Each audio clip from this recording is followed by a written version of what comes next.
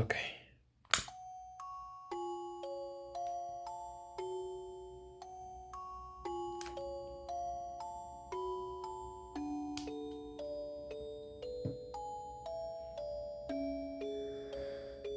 Bienvenidos una vez más a Night Researcher. Soy su anfitrión, Alan, el investigador nocturno. Y este episodio es personal. No solo porque lo he postergado por bastante tiempo debido a la historia que ya les compartí en el anterior video, sino que es mi creepypasta favorito. Es aquel que me dio pesadillas y es aquel que siempre tengo como estándar de lo que una figura de terror es capaz de hacer. Me refiero, por supuesto, a Slenderman. ¿Por dónde iniciar? Supongo que con sus orígenes. En el 2009, como todo buen creepypasta, en Something Awful se hizo un concurso de terror, en el cual la gente tenía que subir imágenes paranormales. Dichas imágenes, según su creador, Eric Nuxen, el cual utilizaba el nickname de Victor Search, eran genéricas, clichés. Había fantasmas, había demonios, había monstruos, pero nada más. Así que juntó lo primero que encontró, pensó en algunas de las cosas que más le gustaban, la literatura de Lovecraft, el lore dentro del mundo que se formó con The Rake, y subió dos fotografías.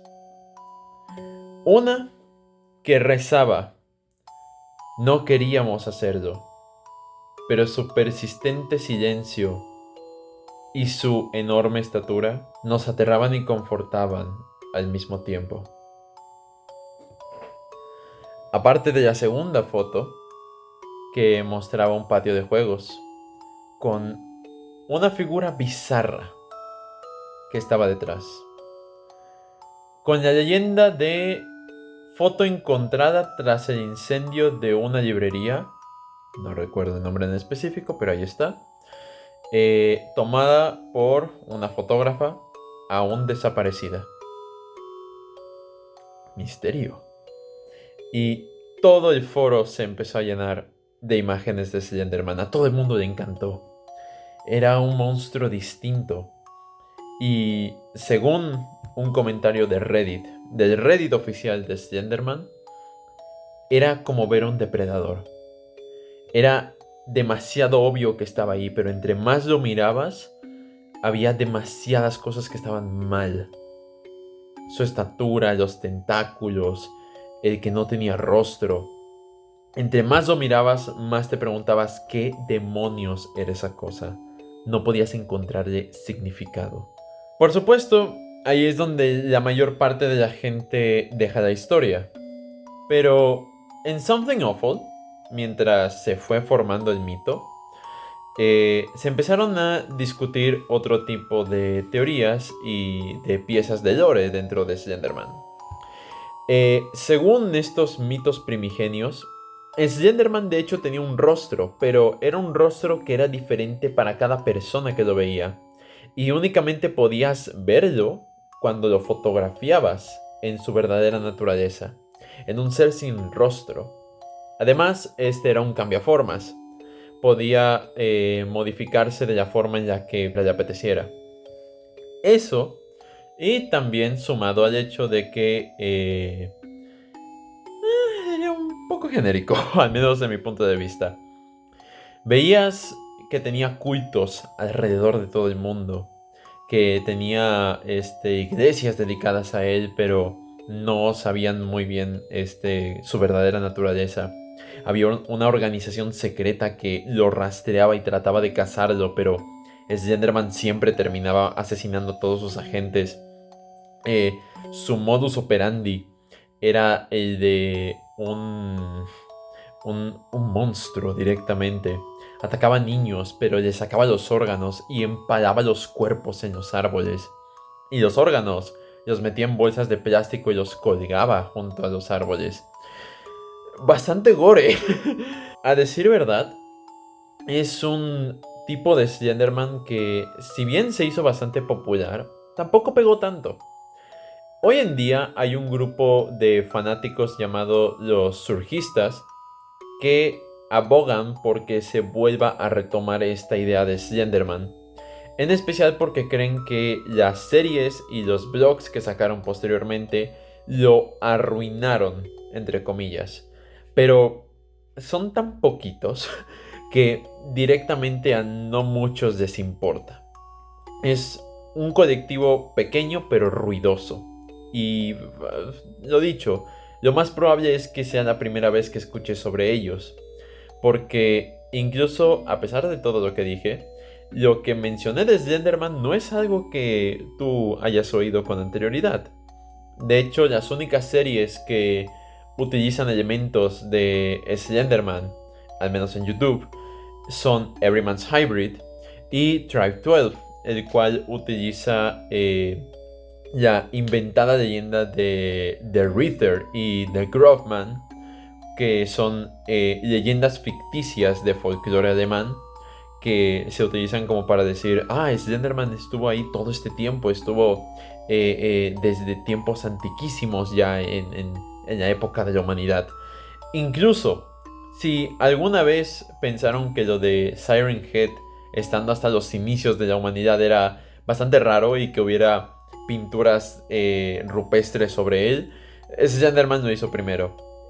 Hay muchísimos edits y muchísimas imágenes de, pues, fotos que cambian sobre Slenderman y es entendible, la verdad. Pero, no sé, siempre me ha parecido un poco barato ese tipo de cosas. Tan solo 10 días después de que se creara Slenderman y después de que estos mitos comenzaran a formarse, un sujeto llamado Troy Wagner no pudo conseguir trabajo en trabajo de verano. Así que junto a su amigo Joseph Delange decidieron hacer videos de Slenderman. Estos videos posteriormente serían recopilados y puestos bajo otro nombre. Ya no sería Slenderman, sería el operador. Y ahora sería una serie web llamada Marble Hornets. Soy un enorme fanático de Marble Hornets. Todo lo que hacen esos tipos es genial. Ellos son geniales. Y de alguna manera todo lo que decidieron poner en Marble Hornets terminó siendo muchísimo más popular que el mito original. Por ejemplo, cada que aparecía en una cámara, la cámara empezaba a mostrar efectos de distorsión, como que era una entidad sobrenatural la cual la cámara ni siquiera podía captar bien en varios momentos. También el hecho de que no era un depredador activo que sacaba tentáculos y arrancaba extremidades, sino que era más silenciosa, era más contemplativa, al grado de que ella es un meme, que veas un maniquí con un traje parado y digas, ese es Slenderman. También algunas de las habilidades que se agregaron fueron la teletransportación, el hecho de que siempre tuviera una cabeza sin rostro, es decir, que muy poca gente lo podía ver con diferentes rostros, si no es que nadie. Y también que, según el Twitter de Marble Hornets, que cuando desaparecía gente, era como si de repente los demás ya no los buscaran. Como si el consciente colectivo olvidara que estas personas alguna vez existieron. Es aterrador, pero funcionó. Y tan solo unos meses después de que Marble Hornets haya iniciado, inició Everyman's Hybrid, luego Tribe 12, y así se formó una pequeña comunidad llamada el Slenderverse. El Slenderverse... ok. La gente que habrá visto el canal sabrá que yo hice cosplay de uno de los personajes, Habit, de Everyman's Hybrid. Pero eso fue hace ya bastante y actualmente me arrepiento de haberlo hecho. Más que nada porque he agarrado cierto disgusto hacia el Slenderverse, pero esta vez no estoy aquí para poner en duda toda esta comunidad que se ha formado. Solo diré que por lo general la gente se salta todo lo que es Slenderverse y se queda únicamente con Marble Hornets.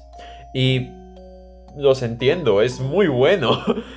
Tanto es así que el primer videojuego de Slenderman, Slenderman The Eight Pages, era en realidad una especie de adaptación de Marble Hornets.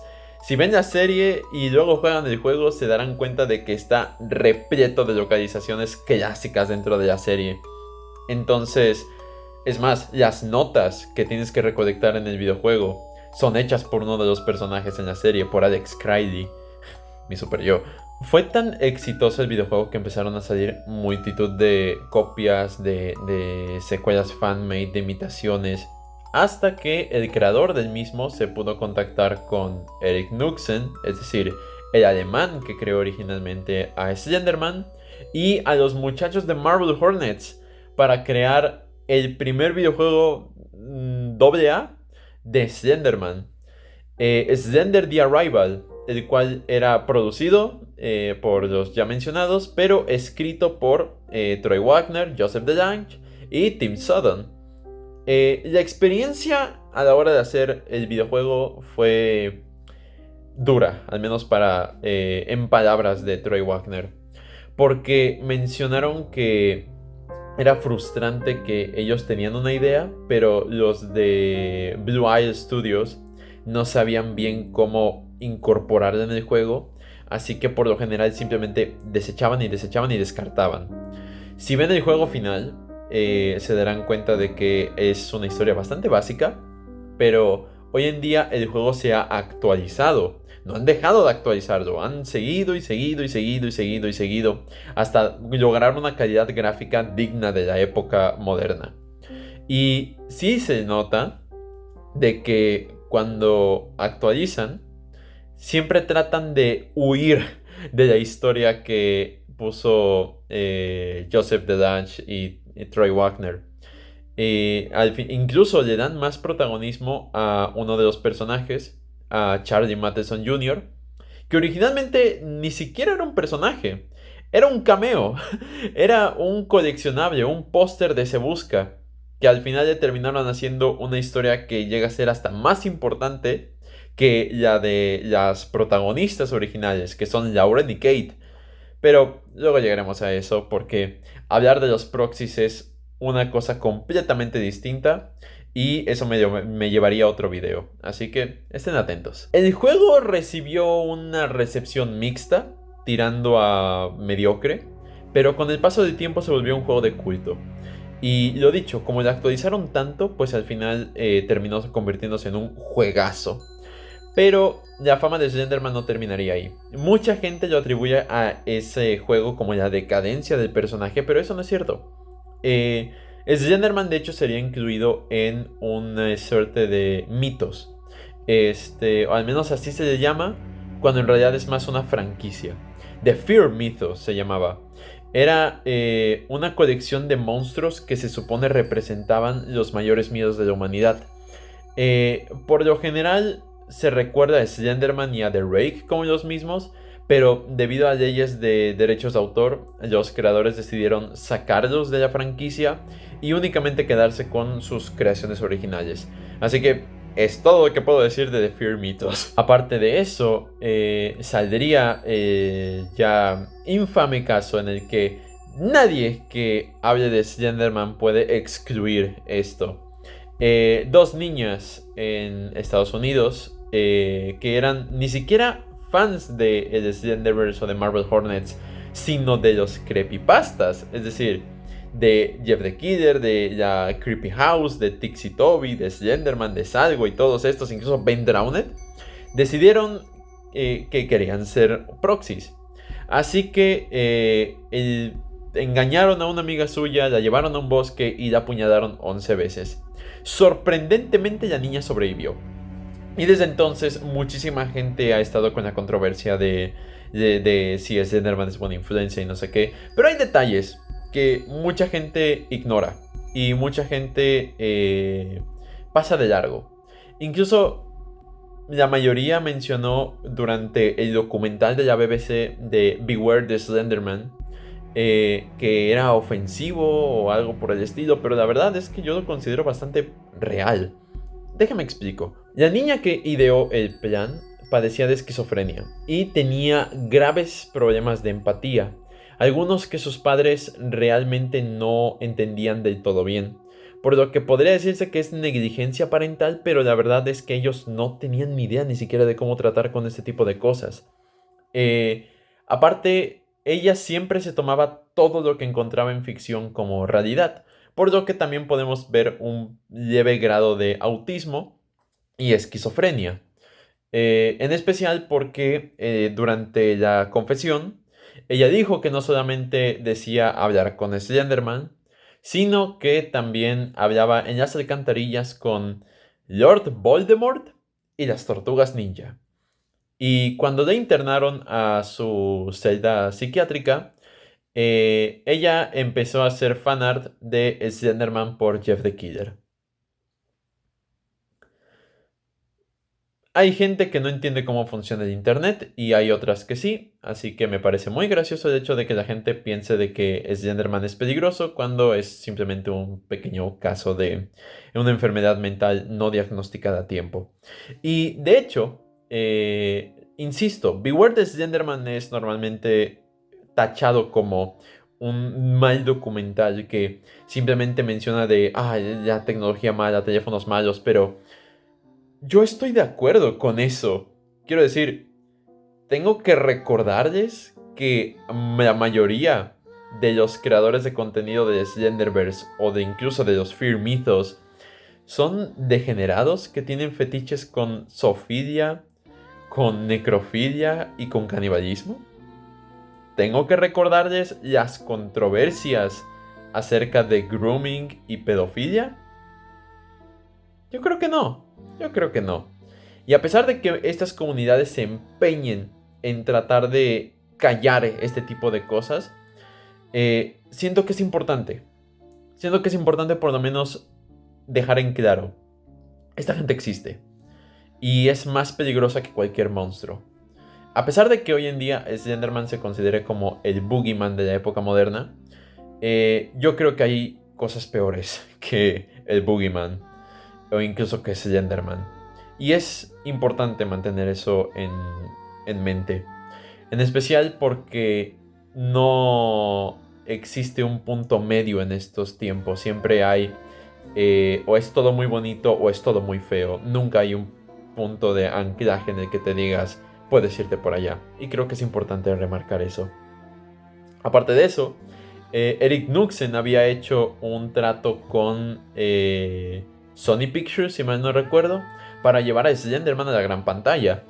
Originalmente Sony Pictures quería hacer una película basada en el incidente de las niñas, pero con los elementos de Slenderman de forma más sobrenatural.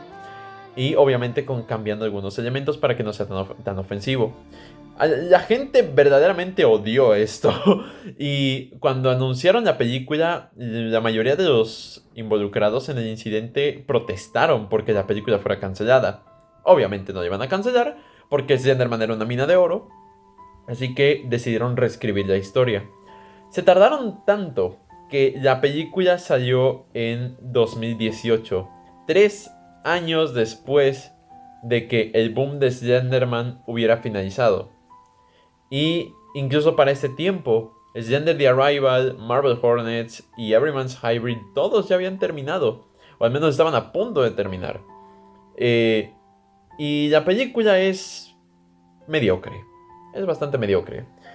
Hay mucha gente que dice que es una mala pieza de arte, pero les voy a decir, no todo lo que es oro brilla.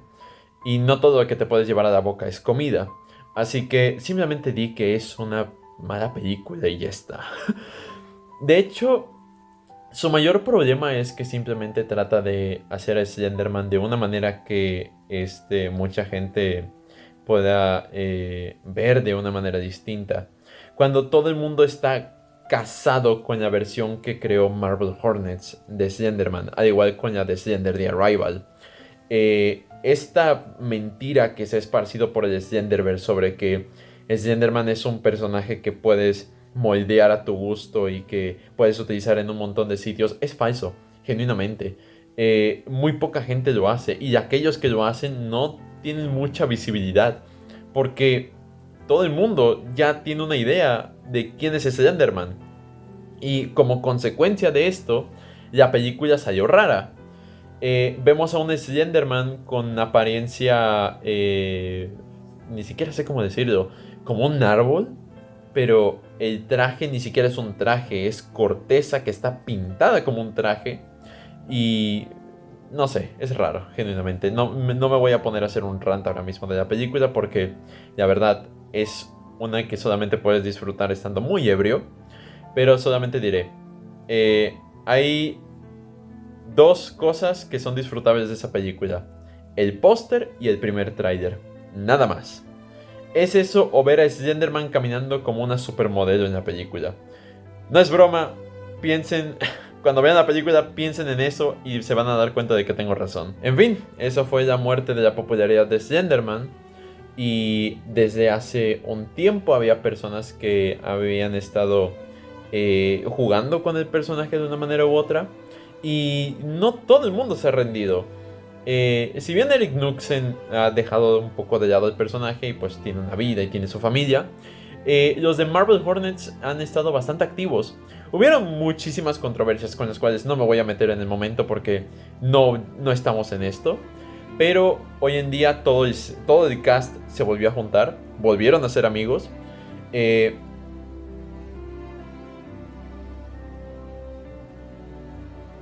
Están haciendo un libro sobre cómo hicieron la serie y me parece un poco extraño que siempre durante las entrevistas se refieran a su Slenderman, es decir, el operador, de una forma extraña, como que siempre se refieren a él como él o aquello o algo por el estilo, o al menos se referían a eso antes, antes de decir de no sé que alguien lo interpretó.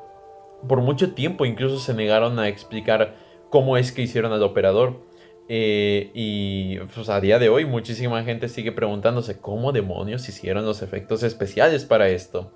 Porque llega un punto en el que ya no distingue si son efectos digitales o prácticos.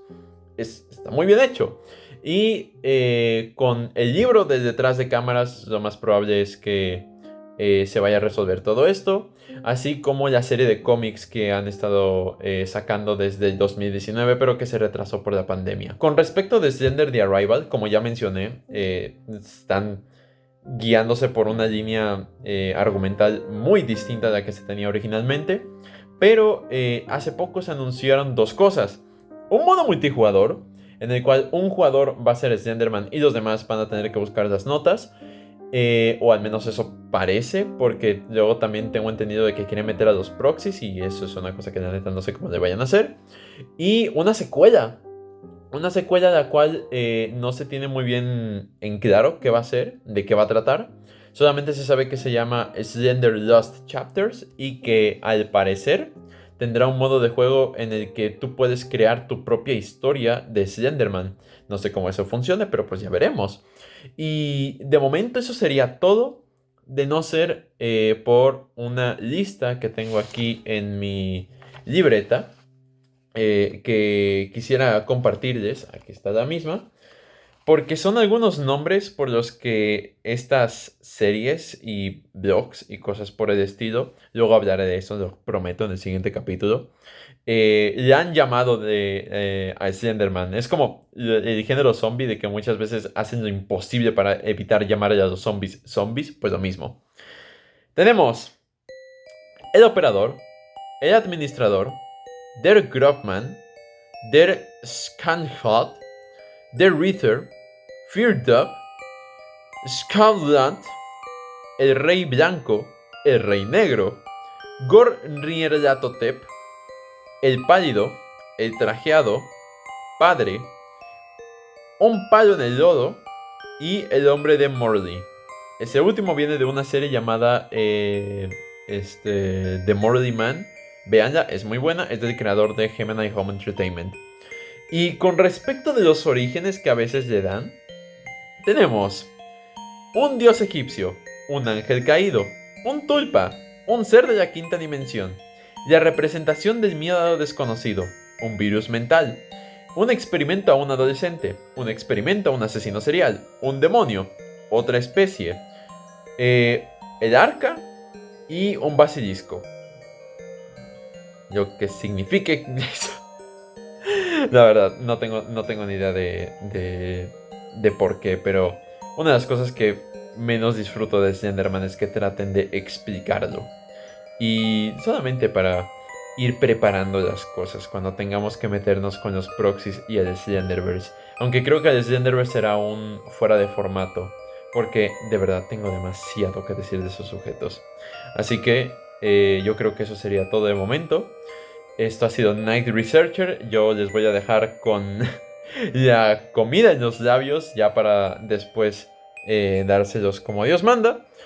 Y he sido yo, su anfitrión, Alan, el investigador nocturno, y espero de que tengan buenas noches. Esto va para largo.